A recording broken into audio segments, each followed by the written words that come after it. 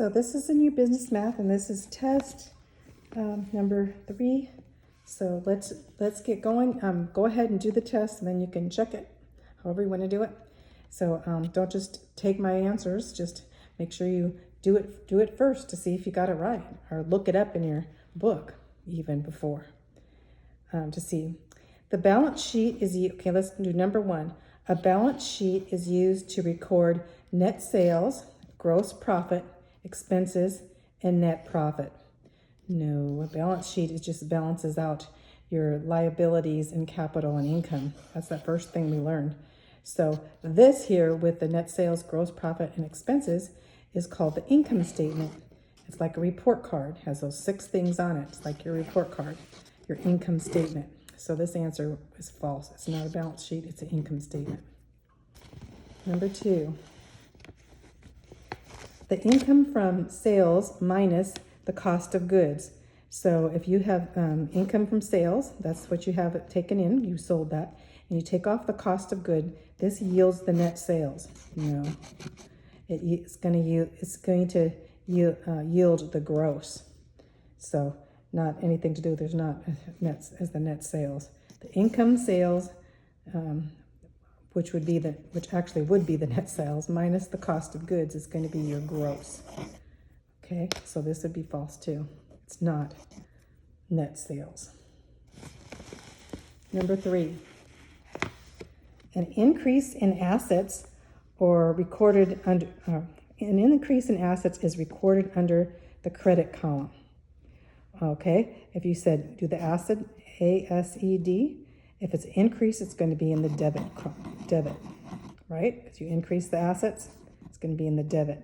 So it's not in the credit, it's going to be in the debit. So this is false. So whenever you have an increase in assets, it's always going to be a debit. So on to number 4. An increase in income's going to be opposite from, because it's on the other team, I should say. It's under this click. So we got income.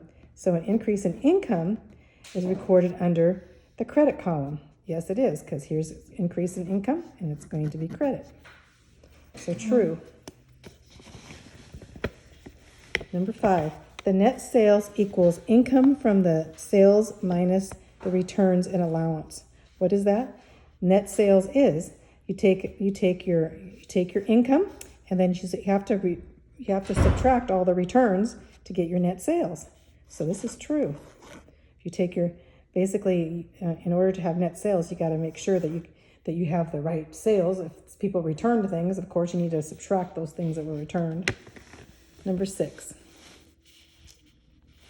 So net profit equals net sales minus the cost of goods sold.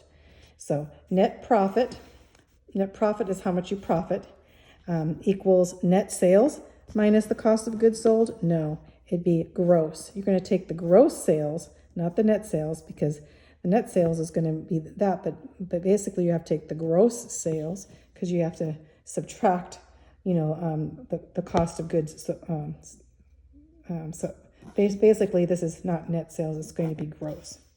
So net profit equals, it's not net profit. Here's net sales. Net sales minus the goods sold is going to be the gross, not net profit. False.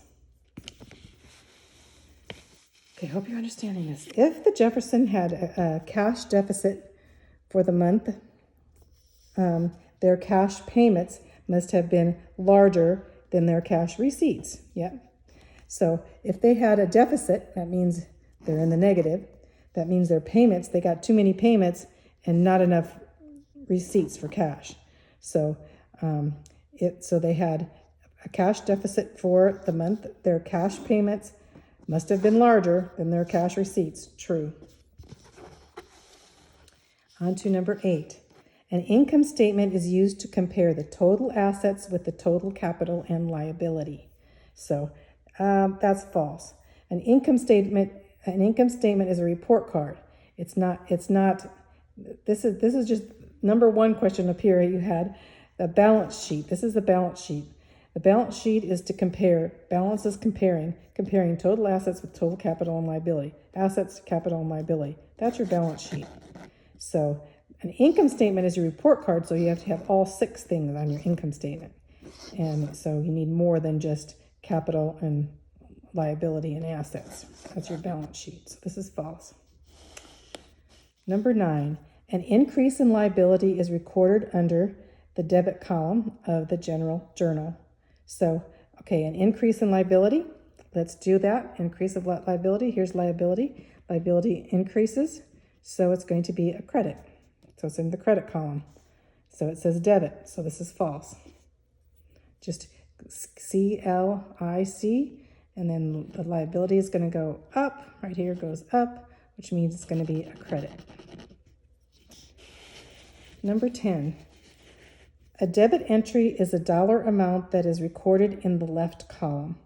So is debit in the left column? Yep, it's on the left. It's always DC. Debit's always on the left and credit's always on the right.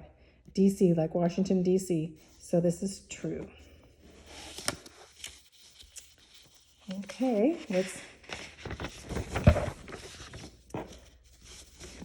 go on to number 11. So whether your dollar amount is debit or credit entry is determined by which accounting category is used and whether the category is increased or decreased. Yeah, that's what we're doing. We look at which category it is and then to find out whether that category is increased or decreased to find out and writing that whether it's debit or credit. True. This is what we're doing. Number 12, the general journal is used to help organize entries into categories according to their account name. No, not according to their account name. A general journal just has all the different, one debit, one credit, what you're doing every day, just your journal. And that journal is put into a ledger. So your general journal is not the ledger. So we did that. General journal is where you put all your, your debits and such, and then you have to organize them into this big ledger, this almost like a library of stuff, and it'll have all these different ledgers together. So this is false. It's not a general journal. It's account. It would be account ledger is used to help organize. Okay, general journals don't really organize necessarily. They're just for that time. So now we have, and you have this on your test here. You have a t-shirt rack income statement for quarter ended July 1st. You have the income from sales, and then you have you're figuring this whole thing out. This is going to be your for your income statement. We're going to figure out, and it's let's put it here. It looks like this. Right? I don't know if you can get it all there. So you have this income statement. It's all on your thing, and then we have number 13, number 14, and then on to number 15 and 16. So there's 3 problems. So this first one here is number 13. So let's look up here, number 13. So we have income from sales. This is how much money we took in, and we have returns. So what's our net sales? So we can add this and this. So let's go down here. Net sales. So I added 189,316, and then I subtracted the returns, and I got 186,310. Make sure you show your work there. It's a subtraction. So this is going to be my answer that I'd write up here in number 13, which I didn't write it in here, but you can just put the answer. So the next one is the gross profit. So the gross profit, I said gross sales before, but this is gross profit, which is the correct. So to find the gross profit, what we're going to do now is we know, we know the cost of goods the cost of goods that we paid for our goods. So we're going to have to subtract that from number 13, which is our net sales. And so let's do that. The gross profit here is basically 186,310. We got that for our net sales in number 13. And so we subtract our cost of goods sold, those things we sold, so we can find our gross profit, how much we really made, because we had brought in all that money, but we paid for, like if we paid for cost of our goods. We bought some goods and then we sold them on retail. So here we go. Go ahead and make sure you write this all in and do your borrowing here. Show your borrowing and everything. So I had to borrow here 10 minus 2. And then I had to borrow here 10 minus 7 is 3. And as we see here, this turned to 2. Borrowed here. Each one you have to borrow. So this is 12 minus 3 is 9. And then I had to borrow again, 7. 15 minus 8 is, they give you a problem with a lot of borrowing, is 7. And then we have 17 minus 9 is 8. So show all that work. So that's number 14. So let's go on to number 15. Let's look up here. Number 15 is here at the bottom. So we have that gross profit up here, but now we have to subtract a whole bunch of expenses too to find out really what we made. This is our report card. So we had salaries and wages, we had rent, we had utilities, we had advertising. So we have to add these all up and see what our expenses are. So number 15 would be our total operating expenses, just adding these up. So this is where I added them up. So you can add these all up. 6 and 1, 5, add them all up, down, carry your numbers. And I got $57,094. So these are our totally operating expenses. So now that we have the total operating expenses, we want to know what our grade is, our net profit. What our profit would be 16. So we're going to take our gross profit, which was number 14, the answer for our gross profit, and we're going to subtract our expenses so they can really see what our what we netted, what our net profit is. So net profit would be gross profit minus expenses. So this is our gross profit. We didn't take off our expenses yet, and we subtract our expenses, and we got $30,844. This would be our net profit. So this down here we could write in here a number 16 and write net profit. This would be our grade because we subtracted everything we're supposed to subtract, right? So that's up to number 16. Okay, now we have number 17. So, I don't know if I'm getting it all on here, the page. I guess I am. So, use the following information to complete the general journal. Be careful if cash payments are received, if cash. So whenever you have cash, payouts and receivables, make sure you put them as cash, is what they're saying. So, okay. So, Import Automotive made several transactions during the week of October 8th through 12th.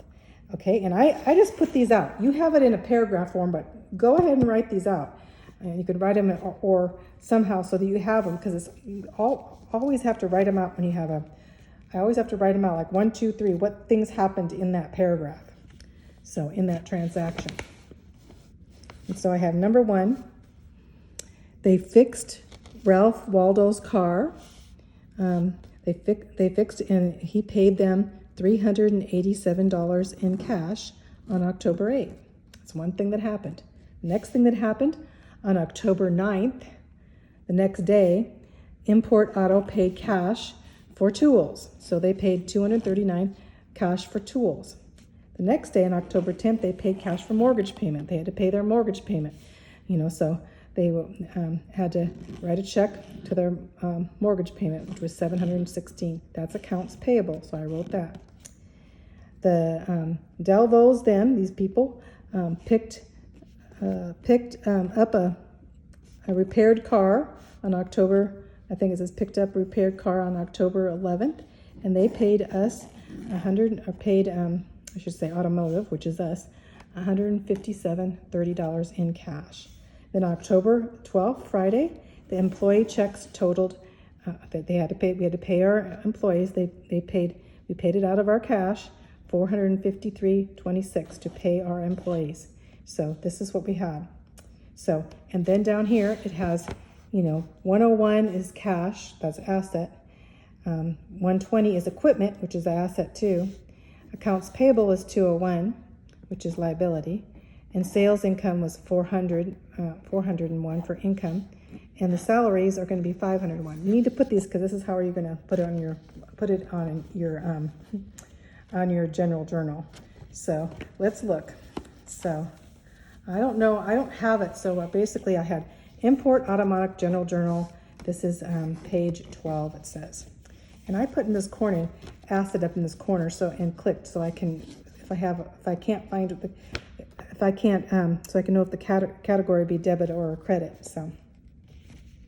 So let's go the first part here. So let's go up here so you can see. On October 8th, the cash, you do the first one, cash from the Ralph's cash.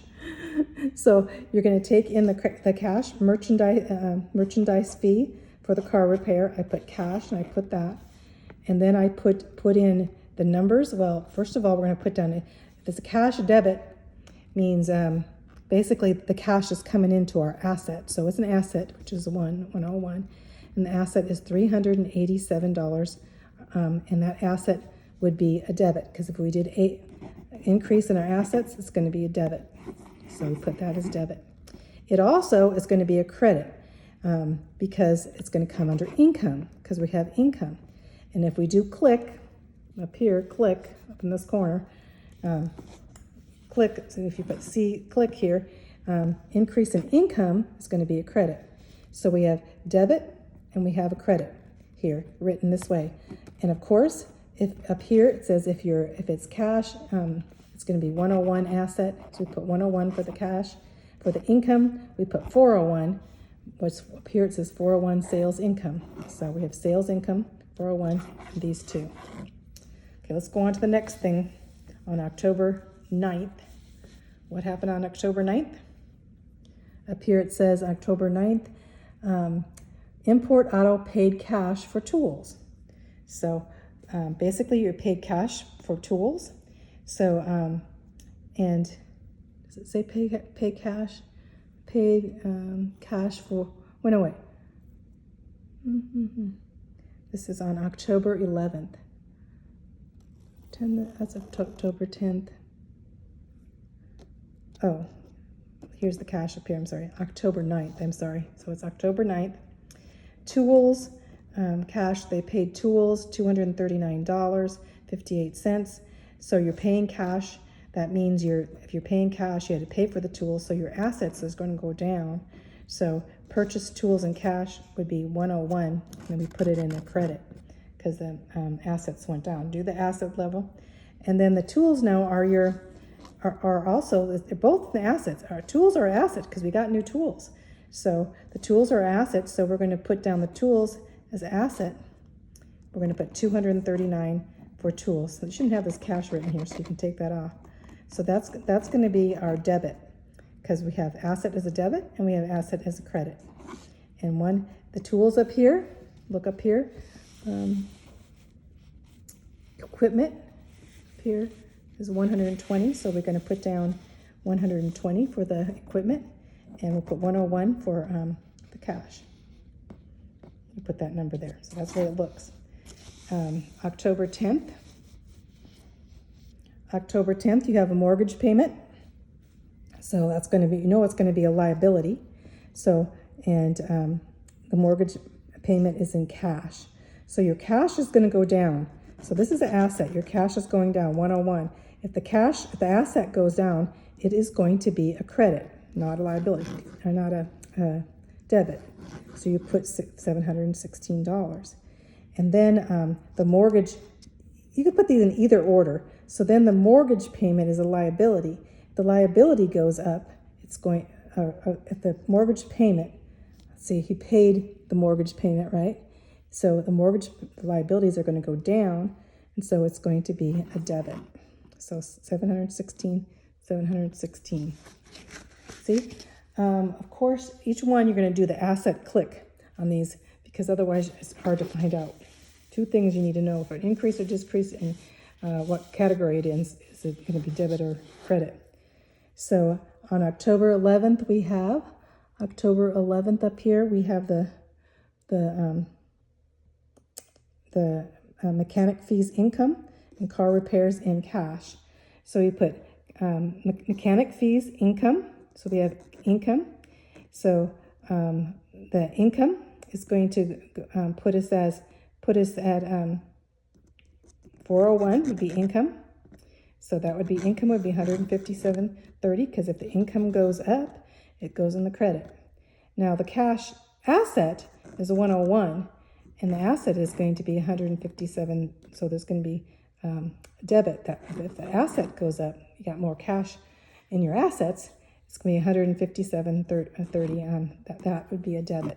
So this would be 101 would be our cash assets and 401 would be our income. So these two correspond here.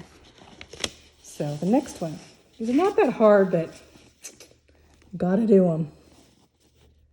So October 12th, what we have on October 12th, salary and wages we're paying for. So we put salary and wages.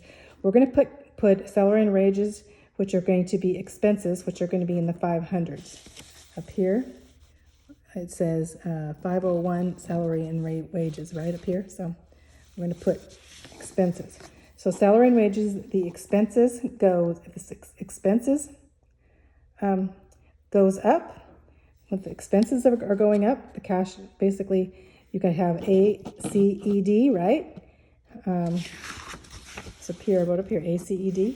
So if the expenses goes up, then it's going to be a debit. So we're going to put down 453.26. It's going to be a debit on our salary and wage under expenses. And so then we're paying it for cash, so our assets are going to go down because we're going to decrease our cash because we had to pay out for wages, and that's 101. That's going to be our assets, and so that's going to be a credit because it goes down. So it's going to be a credit. 453.26. Okay, that was 17 through 26. So let's go on to the next. We've got another type of ledger. Record the cash transactions from the previous journal in 27, journal ledger 27 through 31. So, okay. So we're going to record the cash transactions. So you're going to have, this is, I have it written here. So you have the dates account over on this side, 101, account 101, you see? So you have this is general journal. So on October, this is the general journal is recording. This is our ledger. Remember the ledger? So we're going to have debits on this side and credits on this side. So on October 8th of 20 here, we had, and look, you can look back, explanation. We had the cash, and it's from General Journal, page 12. So look over there. It was from your General Journal page. That's our reference. And we had a debit of $387.12. So we do that. On October 11th, here we go, October 9th, we have basically have the credit here. And that's on post reference General Journal, page 12. And you have the credit here. So, and here you have, see, all of these, each and every one of these, there's 5 of them. They're all assets because we're in account 101. So these all have to be assets, right? So if you went back to this page here, which ones are in 101? So we have this one is 101, that's an asset. This one's 101, that's an asset. This one's 101, that's an asset. This one's 101, that's an asset. 1, 2, 3, 4, 5. So we have five to record on this one. They're all in 101. They're all going to be on 101 of your ledger. See, just the one. The other ones you have to do, you don't worry about because you put on a different ledger, right? So that's what we're doing. We're going to put those on there. So on your ledger, you're going to have on October 8th, cash was a debit of $387.12. That means your cash went up because you sold something, and so you have a debit. So then on October 9th, the next one, you purchased some tools. And so if you purchased tools, your asset, basically in purchasing those tools, your asset of cash, because you purchased them, went down. So it's not expenses because we're talking about cash. We're going to talk about cash. Cash went down. So on GJ12, they're all GJ12 because that's what we're dealing with. Cash went down here. So GJ12, $239.58 was on credit because you bought tools. We're talking, and your cash went down because you bought tools. Now on October 11th,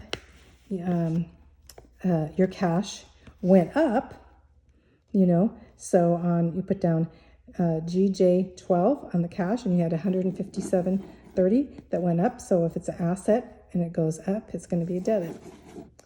So on October 10th, put here, October 10th, make sure each one of them you put General Journal 12 right here for the account.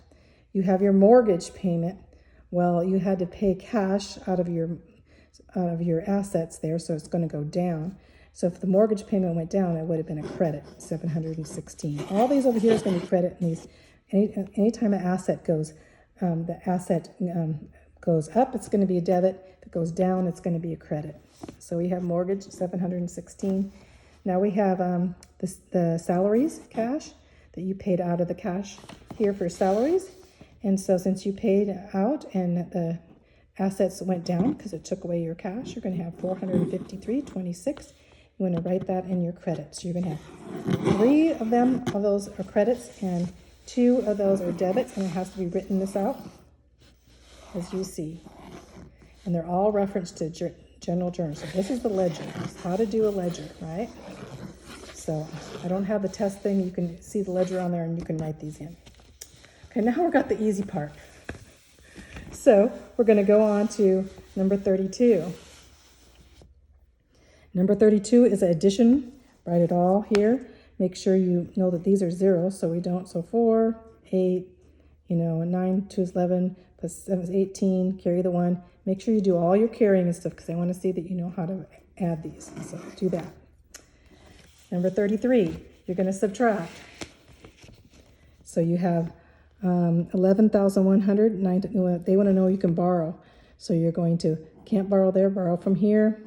Make this a 9, make this a 10, 10 minus 6, 9 minus 5. And so then you're going to have to borrow here, make this a 10, this 10, 7, 3, and then you have 10. So this is the answer. You can do this on your paper, okay? It's pretty easy. So I'm not saying it's that easy because you get one thing wrong and then you're a problem. This is number 34. So you have 0.005 times 9.2. So just do the math first. So I said, basically you have 5. Okay, you can turn this around or however, but you're going to have the 5 times 2 is going to be 10. Carry the 1. You have 45. 9 times 5 is 45. 46.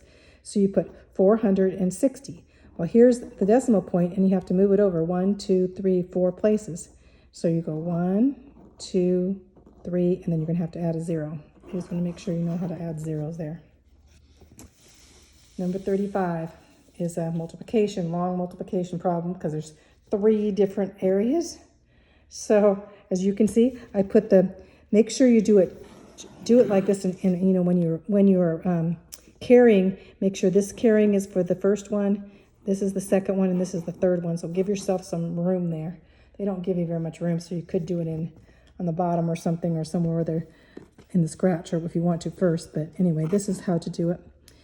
8 times 2, 16, carry the 1. 8 times 3 is 8 times 3 is 24, 25, carry the 5, on and on and on. So you do this. You know how to do this long multiplication, and then you have these. Because as you go, you're going to have your multiplication. But these are 2 factors, the multiplicand and onto here, and you have this is the partial product. This is partial product. This is going to be your answer. So, okay, let's go on to 36. Getting a little bit difficult here, but really not. So we have 478 goes into 12,428, right? Okay. So first of all, I do make sure you show your little problems up here. So you have 478. First I look at 4 goes into 12 3 times. So it may be 3, but probably not because it's way over 4. So it probably 2. So I put 478 times 2 is 956. It looks like 956 is going to be our answer. So I put 2 up here, right up here too, because it's going to be 956 subtracted. You got 2868, bring the 8 down. So now 2868, 4 goes into 28. You know, when you say how many times, well, we know that 4 goes into 28, 9 times, but you know it's going to be too much. So I'm not 9 times, 7 times. 4 times 7 is 28, so it's not going to be 7. So let's try 6. So I went and tried 6 here. 478 times 6 is 2868, perfectly. So the answer is going to be 26. Now, remember, for each one of these problems, look to see if they're a dollar sign or not. So far we had no dollar signs, but if you don't put the dollar sign, they can count it wrong.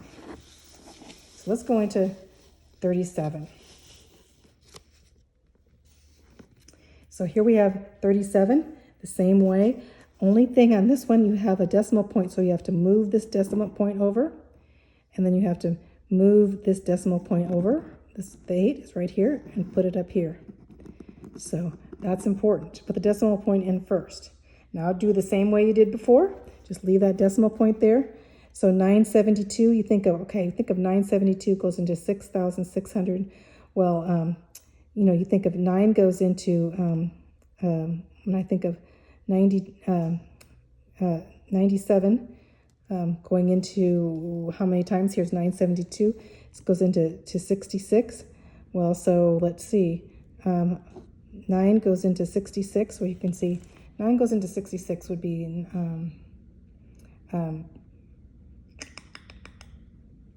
let's put up here 6 times. So put your 6 times. So 972 times 6 is 832. Go ahead and put that in there. So I put down 832. See if you can read this. So I put down, so it's actually not 830, it's 5832. I'm sorry, I didn't get that number, 5832. So if you times this times 6, you get 5832, and then you subtract it. This is kind of a hard one, and then because there's a lot of little numbers, and so you subtract it, and you get 8164 right there. And you subtract it, and you think 97, 9 goes into like 77, well, times 8. So I tried 8. I said 12 times 8 is 9796. So that's wrong. That or 7776. That's not a 9, it's a 7. So that works. So I put 8 up here. Let's see if I can put this here so you can see it.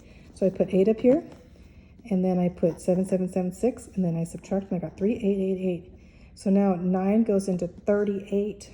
Well, 5 is 35, but if you try that, it doesn't work. So 972 times 4 is exactly 3888. Ooh, so there we got the exact number, 6.84. Okay, but you need to put in these where you're doing your work, your chicken scratch over whatever, this, and this, to try to figure this out. So that was 37. Number 38 is the easy one. We have 9 plus 8 plus 6 plus 4. You have to go just 9 plus 8 is 17.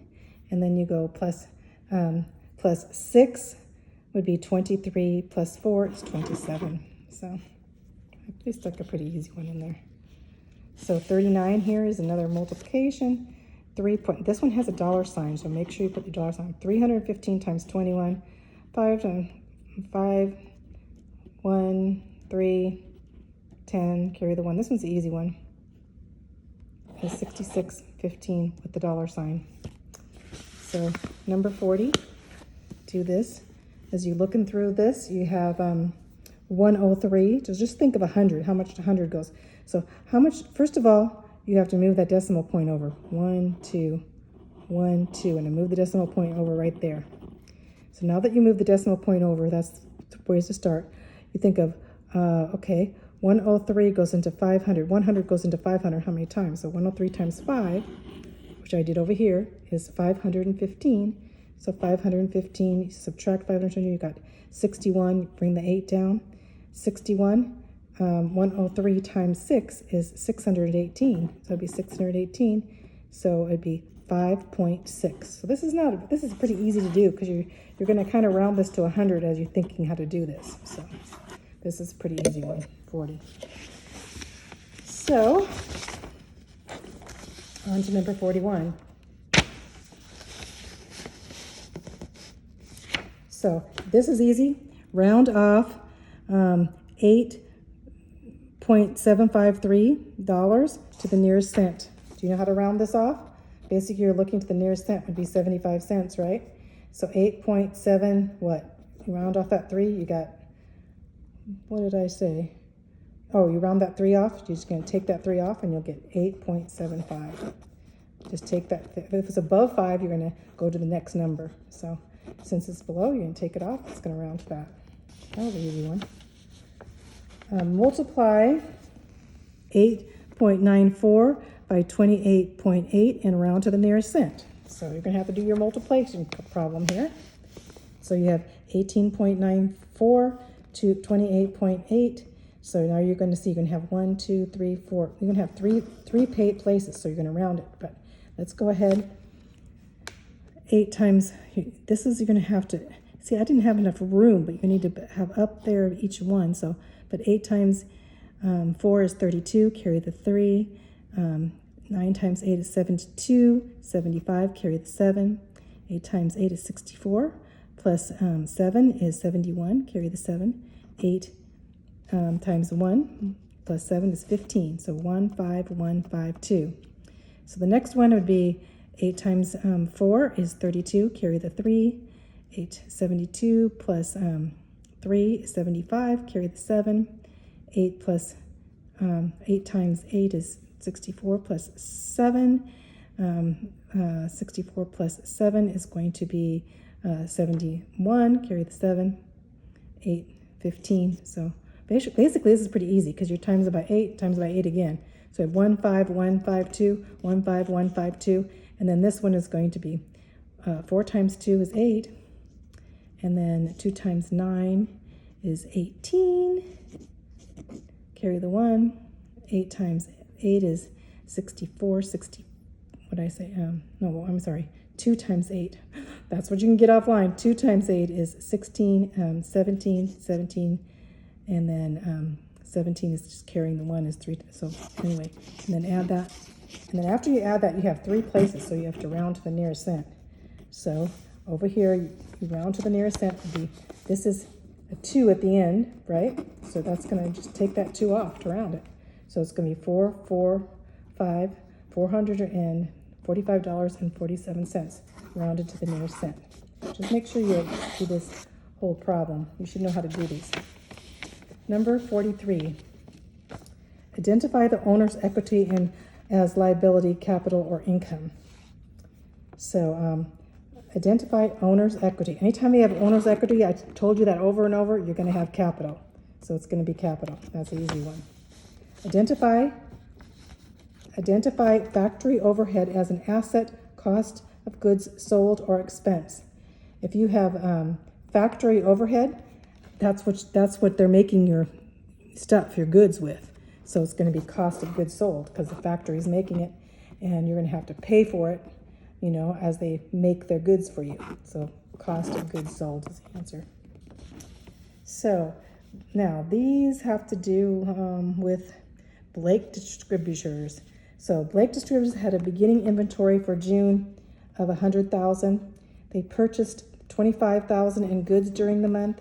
Then the income from sales, you need to, I always write this out so it's not just in a paragraph.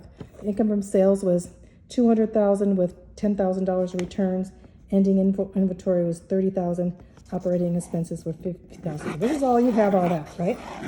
So the first question in 45 says, what was the amount of goods available for sale?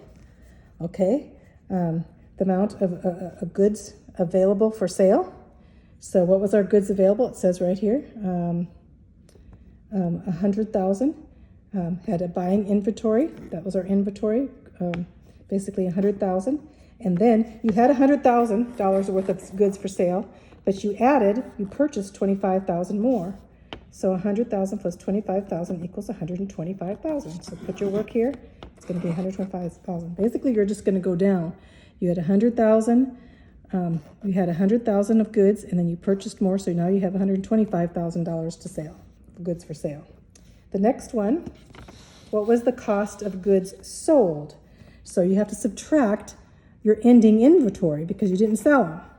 So now you have 125,000 minus 30,000, so you get 95,000, and that's going to be your cost of goods sold. Your actual cost of goods sold is 9,000 or 95,000 because you have to take off your stuff you had left that you didn't sell. So, and that's 95,000. So what was the net sales? Okay, the net sales, the income from sales was $200,000, right? Up here it's $200,000, but you have to subtract returns. So all I did was there. What was the net sales? Is that you take the sales. What was the sale? $200,000 in sales, but you had returns of 10,000. Subtract that, you get 190,000 of net sales. That's your net. But now you want to know the gross. We're going to have to take the gross profit on 48. What was the gross profit? So you're going to have to take the net sales minus the cost of goods sold, because you have to get rid of this to see what you net. So you had 190,000 minus, and what was our cost of goods sold? 95,000, or 95,000. So you got 190,000 minus 95,000, which equals, lo and behold, 95,000. Okay, and so here, so that the net sales minus the cost of goods sold, and the cost of goods sold we figured up here. So is our gross profit, which is 95,000. Make sure you put all your dollar signs here. Number 49, was there an excess or a deficit? So we look here, we definitely had, definitely have an excess, a pretty large excess. So we have an excess because we have $95,000 we made. That's a pretty big one. So we have an excess. Now it says, what was the net profit or loss? Then we take our expenses. And what were our expenses? Our expenses were $50,000, because we look here and say, is $50,000 of expenses? If we take that off 95, do we have an excess? So when I said here, what is the excess? You have to take 95,000 minus 50,000. That's your expenses, and you'll get 45,000. So you can do 50 before, because basically you're taking, this is our gross profit, but we have to take off our expenses. And so we made 45,000. I said 95, but you made 45,000, and that would be our excess. 45,000 profit would be our excess. So that's it for the test.